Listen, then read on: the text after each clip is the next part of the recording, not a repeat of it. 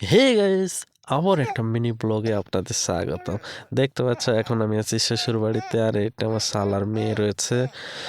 আর এই বিড়ি মারছে আমার মামা শ্বশুর, বিড়ি নিয়ে যাচ্ছে। কে কে এতটা বিড়ি একসাথে দেখলে প্রথম কমেন্ট করে জানাবে। আর আজকের ফাইনালি আমি বাড়িতে চলে যাচ্ছি, তাই কালিয়াচকের একটু দৃশ্য দিলাম। ওপরে যেগুলো দেখছে ওগুলো আগে ছিল, আর এখন বর্তমান যেটা কালিয়াচক ওটা এই নিচের ভিডিওটাতে দেখতে পাচ্ছ। পুরো সব কিছু ভেঙে সব গুড়িয়ে দিয়েছে। আর এরপরে আমি যখন আসবো আর চিনতে পারবো কি জানি না অতটা। দেখতে পাচ্ছ কিরকম ছিল আগে আর এখন কিরকমই। অবশ্যই বুঝতে পারছো যে পার্থক্যটা কতটা হয়েছে। ভেঙে সব তুলে দিয়েছে। ফুটপাতের যত দোকান ছিল সমস্ত দোকানগুলো পুরো শেষ। গরিবের পুরো একদম জীবনটাই শেষ করে দিল। আর ফাইনালি আমরা দেখতে দেখতে চলে আসলাম স্টেশনে, ফারাক্কা স্টেশনে। আর আমরা ফারাক্কা থেকে ট্রেনে উঠবো, আমি আর আমার ছেলে। এখন দেখতে পাচ্ছ দুজনে ভিডিও করছিলাম।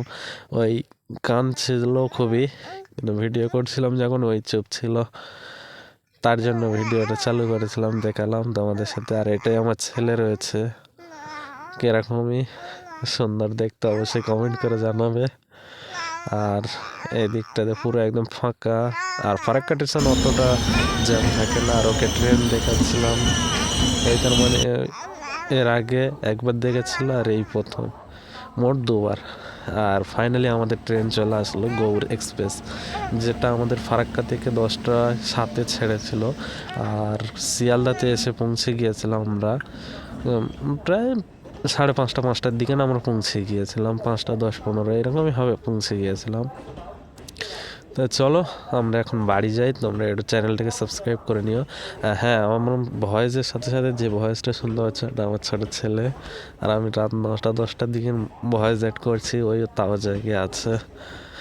আরও ওর ভিডিও দেখতে চাইলে অবশ্যই কমেন্টে জানাবে আর লাইক করে দিও।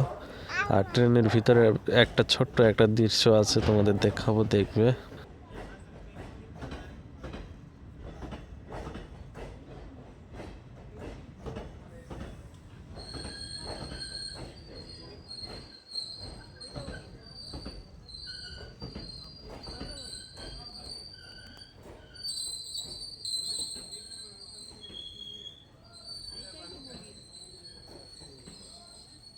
আর ফাইনালি আমাদের ট্রেনে উঠে গিয়েছে, আর ট্রেন আমাদের ছেড়ে দিয়েছে 10টা 7-এ, আসার কথা ছিল, সে যা 15 মিনিট 15-এ ছাড়লো।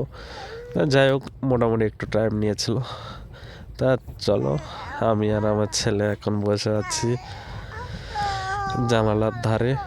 আর সিট আমাদের একটাই পড়েছিল, পুরো একদম জানালার ধারে। আর পরে টিটি এসে আমাদের ওপরে দিয়ে দিয়েছিল, আমাদের টিকিট ওয়েটিংয়ে পড়ে গিয়েছিল তার জন্য। আর এই দাদুটার অবস্থা দেখছো, ট্রেনের ভিতরে বাথরুমে পেশাব করছে আর গেটে লাগায়নি। তা ভালো থেকো, সুস্থ থেকো, জলদি করে এটা সাবস্ক্রাইব করে নিও, লাইক করে দিও, কমেন্টে জানাবে।